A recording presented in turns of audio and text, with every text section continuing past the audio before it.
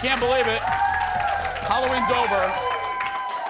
Halloween is in the books, everybody, and now we turn our attention to the pilgrims. And if you agreed to cook the meal, it may seem daunting, but there are some tips that you can employ you can use to make it easier. Here with some helpers and hacks. Give it up for the co-host of the Weekly Dish on My Talk, Stephanie Hansen, everybody. Welcome back. I'm obsessed with Thanksgiving. I was going to say, I compliment you behind your back, so now I'll say it to your face. Oh. Yeah, no.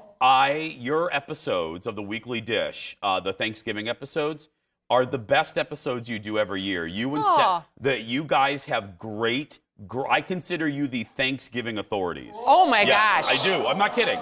I think you that guys. That is high praise. Yeah, you do it well. Okay, so what we're going to do is we're going to go over some categories, and you have a helper and a hack, right, for each one. So helpers are the things that maybe you need to purchase or think about. Hacks are like quick little tips and tricks. Let's start. And none of these are like mind-blowing, right? But sometimes when you're thinking about the meal, because I'm going to be cooking for 14, so I'm already like obsessing over how much freezer space do I have, how much refrigerator space, how much oven space. And so any kind of like tips and tricks that maximize your space or your shopping experience, those are good to have. Let's start with signature cocktail. Okay, so when everybody comes in the door, and you came to my house at a dinner party once, and I did not do this, and I'll never forget it. You need to have a signature cocktail, and it needs to be pre-made. Yeah. So I like to do a cider drink. We were thirsty, girl. I know, at the house. and I'm running around, and I should have had it pre-batched, and I forgot, and I had to like. You knew the crowd, girl. You knew the crowd. I know, and it was a fail. So I like to do a cider drink because it makes your whole house smell good.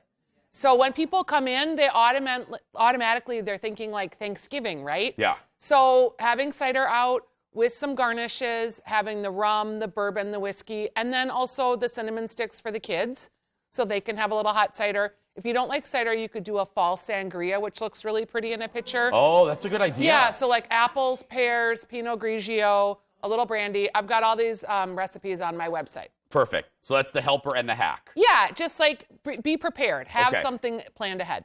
Next, instant pot mashed potatoes. Okay, I did these last year, and this was a massive help. You make your mashed potatoes in the Instant Pot, and you mash them in the Instant Pot, and then you just close the lid back up, and I didn't even turn it on, brought them to a friend's, sat them on the counter. When it was time to eat, I just opened the pot. They were still hot. They were fresh. They tasted great. I didn't have to, like, be worrying about getting in at her burners when she was cooking. I didn't have to have another burner on the stove for boiling things.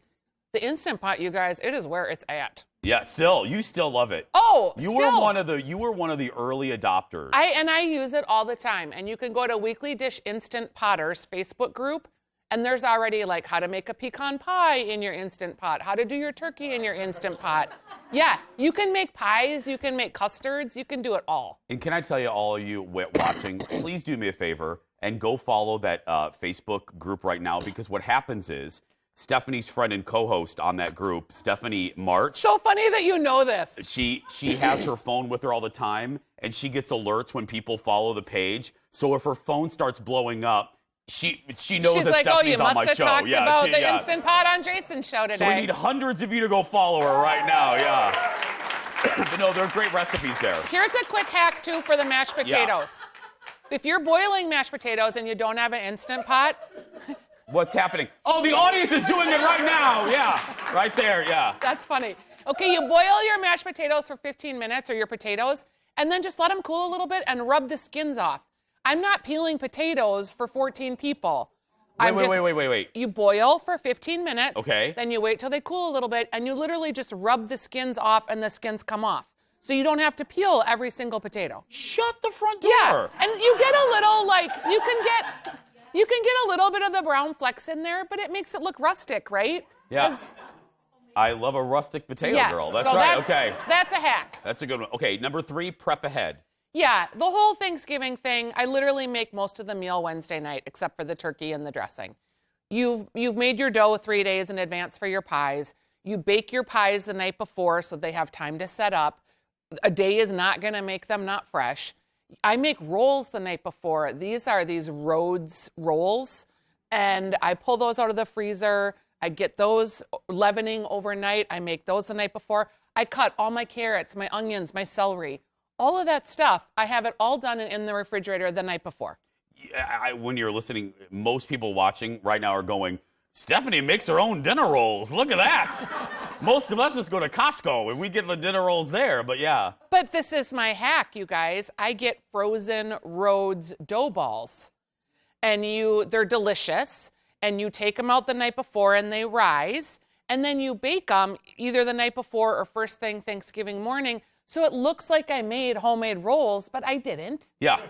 And your relatives don't need to know? No, and they're like this big. You know what that's perfect for? A turkey sandwich at about 10 o'clock at night. Yes. I want those turkey sandwich rolls. I want you to stay right there. More with Stephanie when we come back. Back after this. More tips. That's a good idea.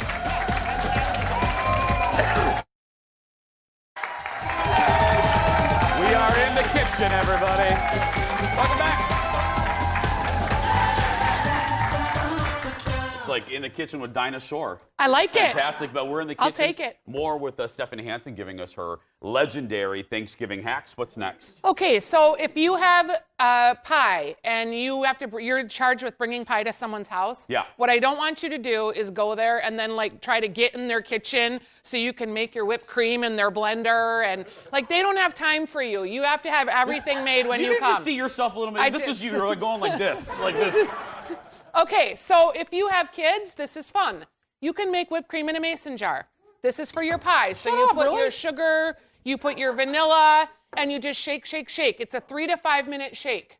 Okay? Really? So, yeah. So you can bring this all ready to go, and you just shake, shake, shake, and then you're not in the person's kitchen like, I gotta make my whipped cream. Because again, I'm noticing a theme, and I do know that is a problem. Yeah. People aren't planning on you coming and finishing your dish, right? Yeah.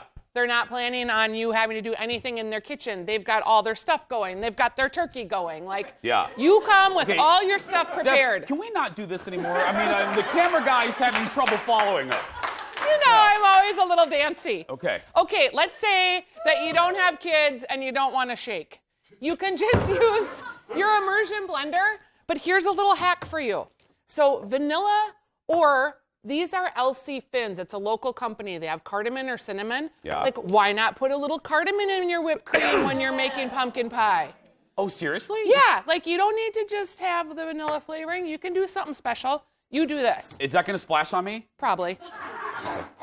Look, he's so scared. Oh, cool. And it really works fast. Okay, I'll do this. You're almost like, you got about, well, you know. How do I hold? Oh, my God. I'm like holding your hand. Okay. Okay, so immersion blender, again, you can go rinse it off in the bathroom sink so that you're not in the ladies' way in the kitchen or the man's way in the kitchen. Let's not. Yes! Steph, I don't think we should be going in a stranger's house in their bathroom. Yes, you should. Cleaning our mixer. I would. I don't want to get in the way of the hostess. It's really important. There's nothing worse. So this is already done. There's nothing worse. Okay. Wow, okay. Pie crust. People don't want to do homemade pie crust, which I understand because I had to take a class and now I'm excellent at it, so you should take a class. Yeah. But if you don't have time, Heather's Pies is a good class. Yeah. I ranked. I went out and I searched to find the best homemade pie crust for you guys. Stephanie, no, she did the work. She's not kidding. I looked at the ingredients. I worked with it. A lot of you use Pillsbury, and that's fine. Local company, woot woot. But a really good one, too, is Trader Joe's. And it's $3.99. $3.99. Why? Steph, what makes this one better? Buttery, flakier. It's just a little bit better tasting, to be perfectly honest. Seriously? Yeah. Better than the Yeah. Yes. Yes, sorry, Pillsbury. No, it's fine. Okay, if you leave the show and the only thing you get from me today is this hack, this was straight out of my mama's kitchen. Oh, wow. You gotta buy this weird product. It's called Kitchen Bouquet. Right there. There's your camera 5 right there. Oh, yeah. Here you go, 5. It has some coloring in it, a few little flavorings that might not all be together natural. However, when you are making your gravy, this gives it that rich color. It gives it the umami flavor. It turns like ho-hum gravy into ho-hum gravy. So you start going like this. this. Oh, yeah. It's so good. And if you don't have this and you forget or you run out, you can use a little bit of soy sauce, but be careful because it's very salty. But it will give you that darker color. It's called Kitchen Bouquet. It is. Oh, the audience knows about this. Oh, it's Mama's Little Gravy Helper. Who knew? And then also for gravy, Yeah. I like gravy to be a two-man job. Okay. Like you need a whisk, and you are whisking that gravy the entire time you're making it. So whoever you need to get into the kitchen with you, full whisker, and you're putting the ingredients in, you're seasoning, but that whisker is just whisk, whisk, whisk, whisk, whisk the whole time. That's my other piece of advice. Stephanie Hansen, everybody. There we go. Whisking, whisk, whisk, whisk, whisk. There we go.